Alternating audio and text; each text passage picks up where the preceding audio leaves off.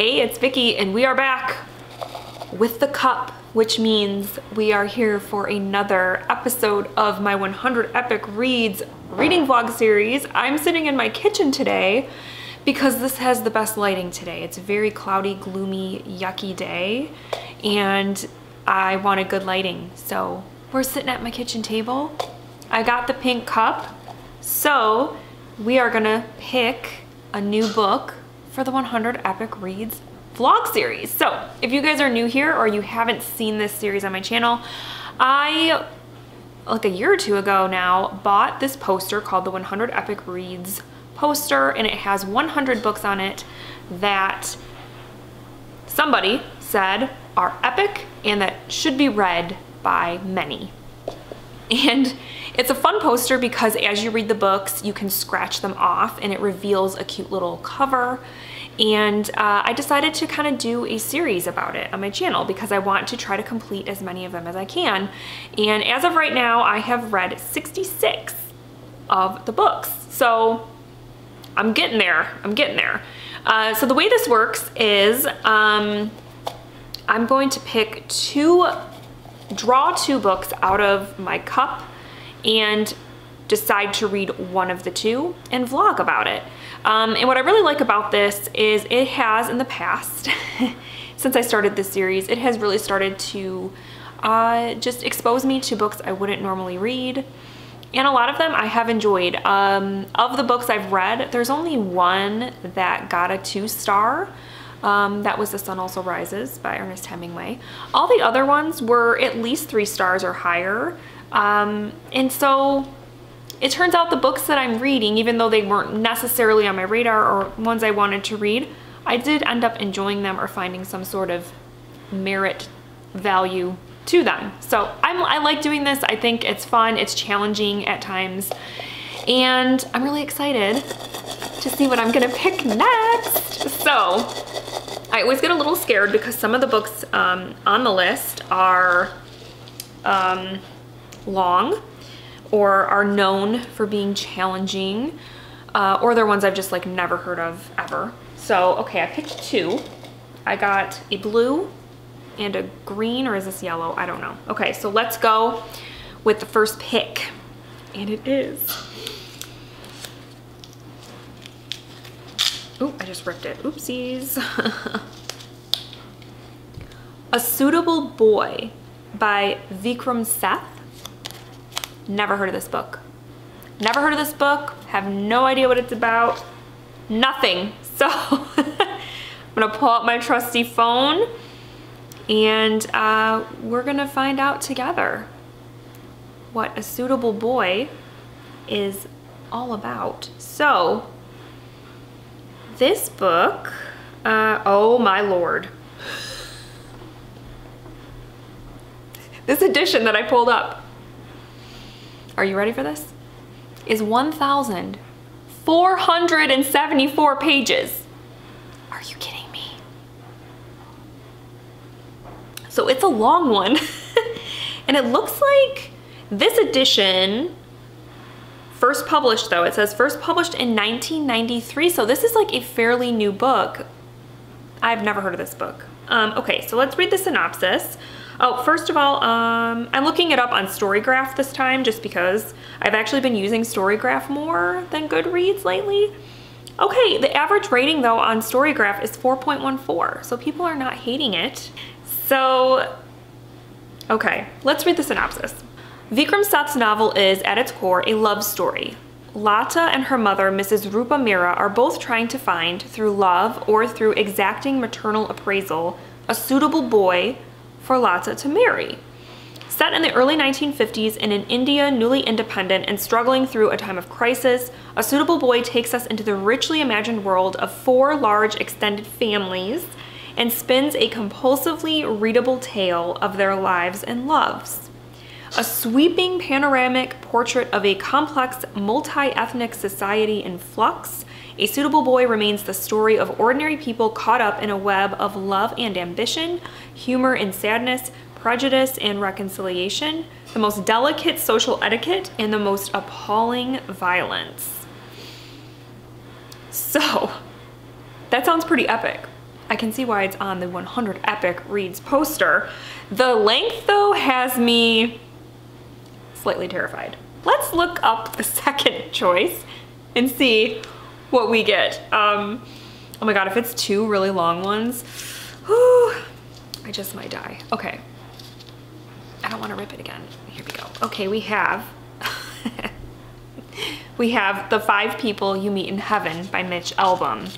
I have heard of this. I've heard of Mitch Albom. He actually was a sports writer in the Detroit area. I don't know if he still is, but and he's okay. I know some people just love Mitch Albom. To me, he's okay.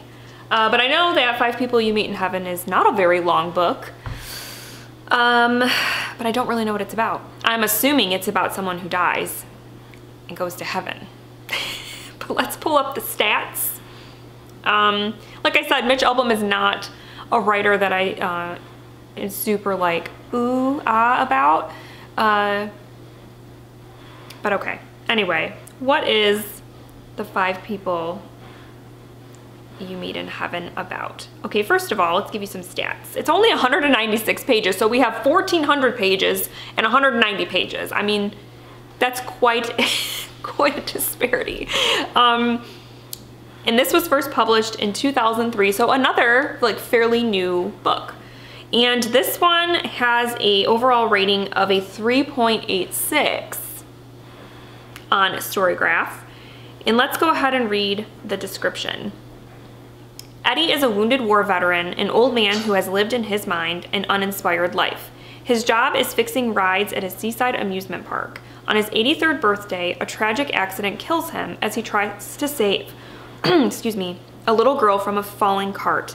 He awakes in the afterlife where he learns that heaven is not a destination. It's a place where your life is explained to you by 5 people, some of whom you knew, others who may have been strangers. One by one, from childhood to soldier to old age, Eddie's 5 people revisit their connections to him on Earth, illuminating the mysteries of his meaningless life and revealing the haunting secret behind the eternal question, why was I here? So I'm not gonna lie, that does sound pretty intriguing, but I don't know. I really have to think about this one because like I said, I've never heard of A Suitable Boy. It's really long, but like I'm not super thrilled with Mitch Albom, so I gotta think about this. So if this tells you anything about how much I don't want to read Mitch Albom, I'm gonna read A Suitable Boy. I'm going to choose the 1,400 page book that I've never heard of so that I don't have to read Mitch Albom. I think I've lost my mind.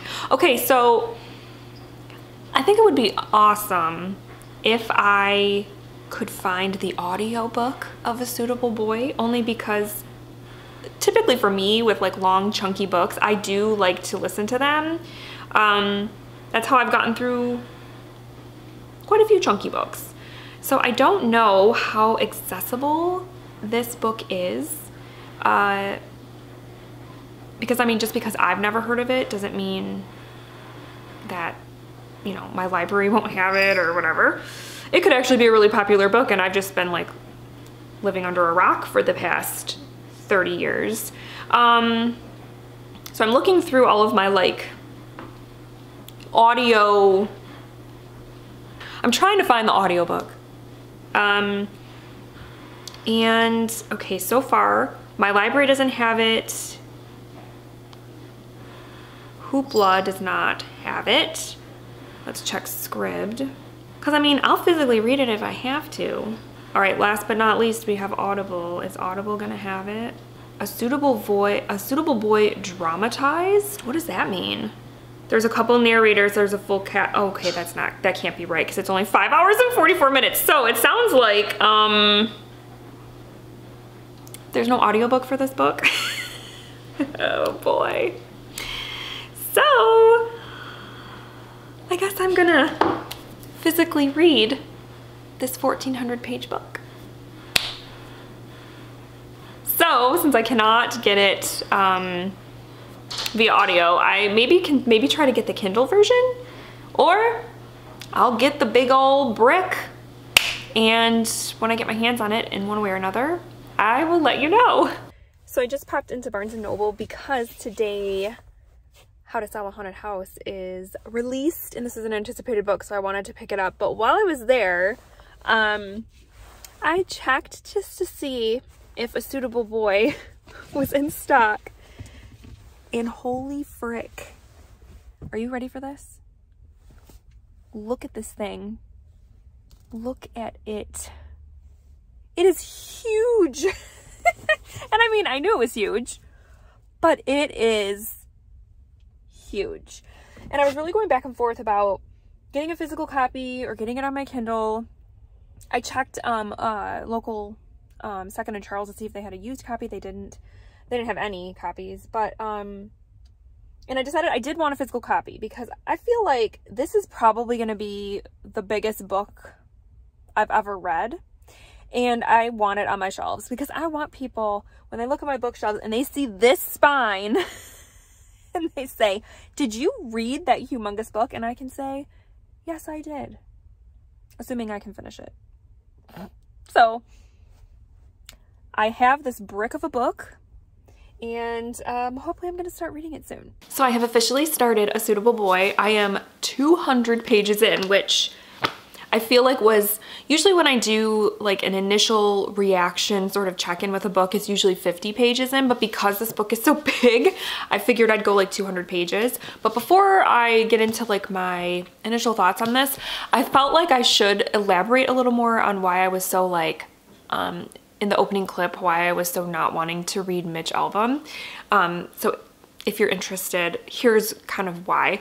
So Mitch Albom's pretty well known, obviously, for his fiction work, but I was actually first introduced to him because when I was in college in the early 2000s, and I was learning, you know, going to school to be a journalist, Mitch Albom is a journalist. He writes sports features typically, or he did, at least when I was in college, and his stories were often published in the Detroit Free Press, which was a newspaper that, you know, being a journalism student, we studied and read it, you know, like every day. And back then, in the early 2000s, he was involved in a sort of ethical scandal. I don't remember the exact details, except that he wrote a story where he was at some sort of sporting event. I think it was like a basketball game or something. And he basically fabricated the fact that there were two people that he mentioned in the article that he talked to. The way he wrote the article, it was as if those two people were there. He was even describing what they were wearing and that sort of thing. And then it comes to find out that like they weren't even there. So he kind of made it up. He did interview them later, but he put in his article that they were there when they weren't. And so it kind of caused this sort of controversy in the journalism world, like, is that okay? And, you know, we discussed it at great length in an ethics class because I happened to be in an ethics class kind of around that time, and it came up, and, you know, we kind of decided that, you know, that's not really okay to fabricate anything in a story. Like, if you talked to the people after the fact, you should have just said that in the article. I talked to him on the phone afterwards or whatever, but to say that they were there when they weren't, I mean, that's making up stuff, which is not cool when you're a journalist and it's your job to report facts. So that sort of tainted my image of Mitch Albom. And I know, like, we're talking about a book of fiction in this vlog series, and the book of his that's on this poster is a work of fiction, but just as a writer, he has been sort of tainted for me, and I'm not sure that I really want to 100% support him. I'm definitely not going to ever buy his stuff, and I will read that book, I think, eventually, just so I can cross it off the list and say, yeah, I read it, but I definitely won't be buying it because I just don't want to support him, because yeah, I feel like that was like a big mistake. And he, you know, at the time, he was, you know, he's pretty famous, and I know there have been journalists out there that have done way worse in terms of fabricating things, but still, it's like, where do you draw that line? The line is like, you don't make up anything. You just don't. So Anyways, so that's my little side story. I don't know if you guys really cared to know that, but I felt like I should have elaborated why, like, what do you have against Mitch Albom? That's kind of what I have against Mitch Albom. So anyways, back to A Suitable Boy. I'm 200 pages in, and you know, I am really enjoying this. Like, for being such a big book, I was really concerned that it was gonna be slow and dry, but it's actually not. The writing is very approachable. I mean, this was published in the early 90s, I think, if I remember right. And it's basically a family saga where you are following these 4 families, and they are all sort of interconnected by marriage. And so in these first 200 pages, you're kind of getting to know like the main players and how they're related to each other. But sort of the main story that has seemed to kind of go throughout is centered around a girl named Lotta, who at the beginning of the book, the very first scene in the book, you're at her sister's wedding. And her mom is kind of talking about how like, oh, Lotta, you're the next one in line to get married, and we have to find you a suitor and all this stuff. And she isn't really interested in that. She's kind of, she's a college student, so she's very involved in that and focused on that. And she kind of feels weird about being like set up with someone like her sister was, like someone that she's never met before, that she doesn't love. Even though like she knows that a lot of times when they are set up, like her sister was set up with somebody and they did fall in love and they're happily married, but she's just like, that just seems weird to her.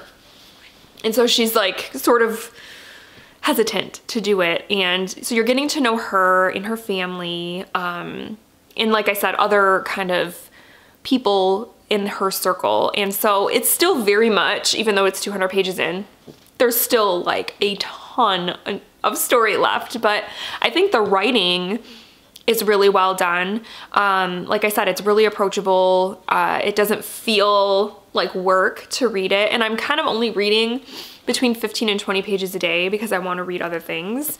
So that, you know, that 15-20 pages a day is, you know, a good amount to kind of keep the story going. And yeah, I'm not really bored or anything like that, so that's good. It does take place in India in the 1950s, and so I'm kind of like not really up to speed on the history of India in terms of their politics or anything like that, but from what I gather, in the late 40s, I want to say, or like within a couple of years of this story taking place, India had a lot of change going on, like politically and like in their government with the country and stuff, and I don't really know anything about it, so I probably should do some Googling and read up a little bit on it.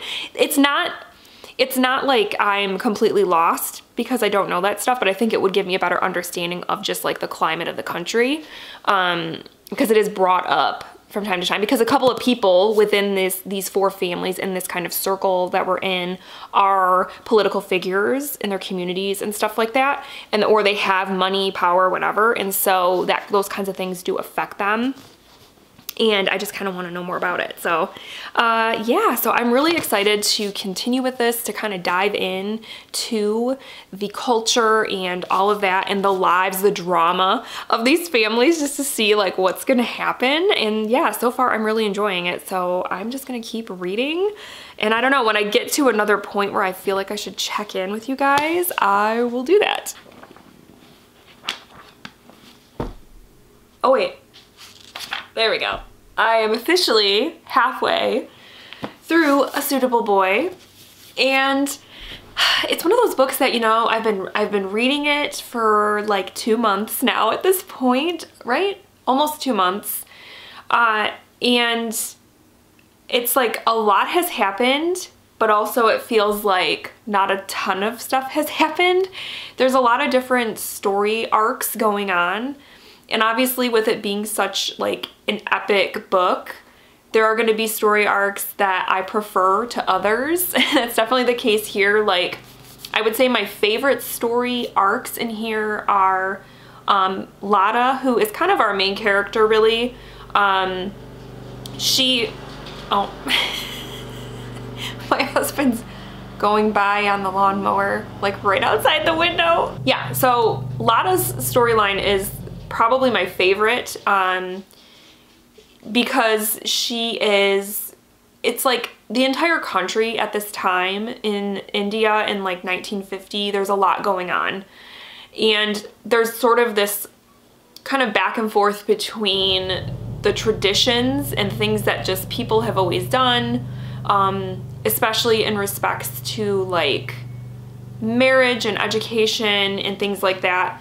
And then like things that more people have kind of a different, like younger people are sort of having a different, are having different ideas about those things. And that's kind of where Lada is. So you're sort of seeing those two generations, worlds, what have you, kind of clashing in a way, because she meets a guy that she really likes and is like, oh my gosh, I think he's the one, but her family doesn't approve of him because of his religion, because they're not the same religion. And then she gets sort of sent away to see other family members in an attempt to sort of like separate her from this boy. And so, and you kind of have the same thing going on with another character named, I don't know if it's pronounced Man or Man.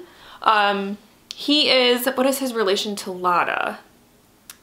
His brother is married to Lada's sister, I think is how it goes. And he's kind of in a similar situation. Like he is in love with this woman who his family doesn't approve of, and he doesn't want to marry the person that he has been set up with, that he is engaged to. And it also sort of takes him on this journey, because his family also sort of like sends him away to try to get him to forget about this other girl. And so those two stories I think are the most interesting to me, and probably one of the least interesting. I don't want to say least interesting, but the hardest parts to get through are the ones that really get into specifics about the politics of India in the time. Specifically, there's a lot of talk in here about this particular act that they're trying to get through, and it's called the Zamindari Abolition Act, which was basically, it had to deal with land ownership in India, and I haven't fully grasped, I'm not gonna lie, haven't fully grasped the specifics of that system and what this act means for the country. All I know is there are a couple characters who would be greatly affected by this act going through. It's like there's a lot of like courtroom scenes regarding this whole thing, and so it has that sort of courtroom drama feel to it, but it's also just a little bit and a little drier than the other kind of storylines that are going on. So, but yeah, you really get a sense in this book of what India was like at the time in I mean, I think the majority of the characters that are being followed in this are, I would say, upper middle to like upper class people. You don't get a whole lot of the lower class people, or, you know, the very poor. But I think in terms of, because most of the families that we're dealing with here are not poor families in any way. So you have like a lot of politicians, landowners, and then you sort of also have educators, and that sort of thing. So you are getting a sense of the country and just sort of the way that it is all kind of functioning, but also that it's changing a lot with the British sort of out. They kind of are going through this change, and some people like it, some people don't, some people like aspects of it, some people don't. And so, yeah, it's interesting. And I can't believe I'm already halfway through it. I gotta put the book down because it's hurting my arms, my goodness. So I'm on page 1216 of A Suitable Boy, which means I have about 250 pages left, and I'm not gonna lie, guys, I am over it. I just want to be done with this book. I have been reading this book for almost 4 months, and I'm just over it, honestly. Obviously I'm not gonna DNF because I've come this far. There's no way in hell I'm DNFing this book, but It has become a bit of a struggle, and I think because I've just been reading it for so long, I just want to be done. There have been sections that have been kind of boring. When it gets into a lot of the politics, I don't know. Those sections just really were a struggle, and I just don't really, it doesn't hold my attention. But when it gets back to Lada, and some of the other like younger characters in the book, I do find those to be interesting. So we're kind of to the point now where, because the whole point of this book is that Lada's family is trying to find someone suitable for her to marry, even though she's not really all that thrilled about it. But it's kind of gotten to the point where there's like pretty much three guys that it sort of has narrowed down to. One of them, I'm pretty sure, is already like not really gonna be it, because she's not really all that interested in him. It was more of like her mother liked him. So it's kind of between two, and the one she like really was in love with, but because of their religious differences, she feels like she can't be with him. And then the other one, she kind of at first wasn't really too keen on, but as the story has progressed, you kind of see that she's starting to like him more and more. So it's kind of like, okay, who is she gonna pick, whatever. But that's really like, to me, the standout plot point of this story. There's a lot of things going on, but that's the one that kind of holds my interest the most, which is weird because I don't really typically read books about stuff like that. But and I think like a major theme, and I don't know if I've mentioned this already, because like honestly I don't even know like what I've said about this book because it's been so long. One of the biggest things that I'm noticing in this book is there's definitely like a clash between generations, like Lada and her generation and like her parents and their parents' generations, because there's a lot of change going on in the country. Like politically, things are really changing in India at this point in time.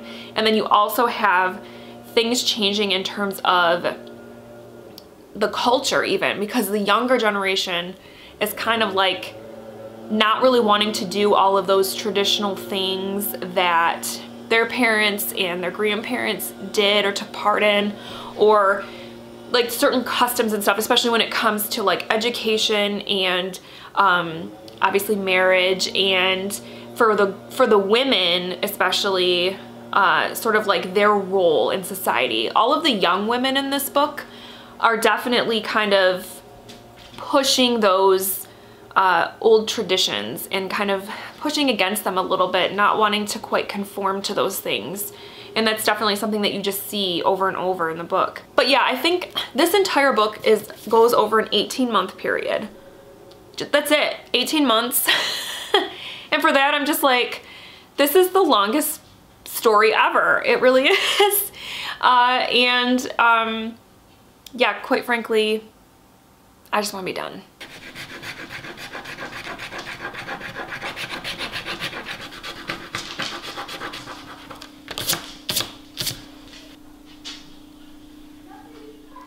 So I finished A Suitable Boy, finally. Hallelujah. I started this book on February 1st, 2023, and I'm filming this. I finished it a couple days ago, but today is June 12th. So yeah, it took a very long time to read this book, and unfortunately I think I'm gonna just give this a 3, which is very disappointing for me, because I mean, I did invest so much time in this book, and yes, it's a 1,400 page book, so of course I knew going in that it was going to take me a long time, especially because I was only reading 15 to 20 pages a day, and of course there were days when I didn't read at all, so it did take a long time, but I was totally ready for that. I mean, this is not the first time that I've read a 1,000+ page book. This is definitely the longest book I've ever read, but for me, this one, unlike a lot of the 1,000+ page books that I have read in the past, this one I feel like could have done with some editing. There was a lot of some of the subplots that I felt like could have just been completely taken out and the book still would have been a good book, you know, it would have been fine. And it's definitely one that, unlike, for example, It by Stephen King, or Pillars of the Earth by Ken Follett, or Gone with the Wind, those are books that, even though they're really long, I would probably pick up again and reread. Especially, I mean, It especially, I want to reread. But this one, I don't think I'll ever try to read this one again. Because it just, for me, the payoff was not there. To spend 4 months reading a book and only giving it 3 stars in the end is disappointing to me. So the reason I'm giving this 3 stars, first of all, is because of, yes, like I said, it was too long. It felt too long. I felt like there was so much of the story that was unnecessary. And this is gonna sound kind of petty, maybe, I don't know, but you know, the whole, like, the main plot of this book, because there are quite a few plots going on. The main plot was that this young college-age girl named Lotta, her mother is trying to set her up with a husband. And throughout the book, it kind of gets narrowed down, I guess, to 3 different suitors. And the person that she ended up with, and the reasoning behind it, I was like, it just, to me, kind of went against everything that Lotta was as a character, because she made the choice in the end, and I guess I just didn't agree with her choice. And then the way that whole scene was written on the page, I felt like it should have been a bigger thing. We have been reading this book for 1,400 pages, and literally it happened in the last I think there's maybe 30, 40 pages left when she finally, like, decides who she's gonna marry. So it's like you've been invested all this time reading this book. And for me, that was the most interesting plot line, was Lotta's. And so the way that was handled, it was just so underwhelming. And I wanted more. I wanted, like, a firework display. I wanted, like, a parade, a marching band. I wanted something more than what I got with that whole thing. I did like a lot of the characters. Like I said, Lotta's story was my favorite. I also really enjoyed, I think it's pronounced Man or Man. His plot was also interesting to me. There was a bit of a, like, I don't even know what I would call it, like a third act, like, drama that sort of comes out of nowhere that had to do with Man. And it was pretty page turning, but then ultimately was kind of like a waste of pages. And that's all I can really say about it without spoiling things. But, like, because the resolution, it was like this problem came up or this thing happened, and there's, like, all this drama, and then it all gets sorted out anyway. Where it was kind of like, why? Why did we even have that? I do feel like, as someone who has not read a lot of books set in India, this did give me a better picture of what life was like in India, especially in the 1950s. And what was kind of going on culturally and politically. It talks a lot about, like, some of the different, like, festivals, like how they handle some of their, like, religious holidays and things like that, and sort of like these big elaborate, like, festivals that they have. How they handle weddings and funerals and things like that. So it was an interesting book in that sense, where I definitely would like to read more books that take place in India, because this gave me an idea of that culture, and it is very interesting to me. So yes, all in all, this was fine, which is so disappointing to say, and I have to apologize to you all. I gotta put this book down because it is hurting my arm. I do want to, like, apologize to you guys, because I feel like this has been such a long time. Like, some of you have been waiting for this vlog, and I feel like I haven't really delivered. Looking back, like, I didn't annotate this book, I didn't tab it, I didn't really take notes because it just wasn't, I don't know, I didn't really find anything of note to really write, and I wish I had, because I feel like I'm not giving you a full, succinct, like in-depth review of this book like I should, especially because I've been reading it for the past 4 months. So I apologize and I'm so sorry. And I think going forward, I will try to do a little bit more of like an in-depth analysis on these books, because I just feel like this is such an underwhelming vlog. And I know this is a series that you guys really like, and I really like to do it too. And honestly, like a part of me thinks that I probably should have just DNF'd this book, especially now that I got to the end and it's just a 3-star, because I could have probably done another, like a whole other 100 Epic Reads video on a book that I did have like more to say. So I apologize, I really do. And I'll try to do better next time, I promise. I hope you enjoyed this. And I'm really excited to do the next installment of this. And I counted, I have 32 books left on the poster. So I'm really excited to see what I'm gonna pick next. Sometime this summer, hopefully, depending on the length of the next book. Hopefully it will be sometime this summer that I will do another episode of this series. So yes, let me know down below if you have read this book and what you thought of it. Yeah, I guess that's it, guys. Thank you so much for watching, and I will talk with you soon. Bye.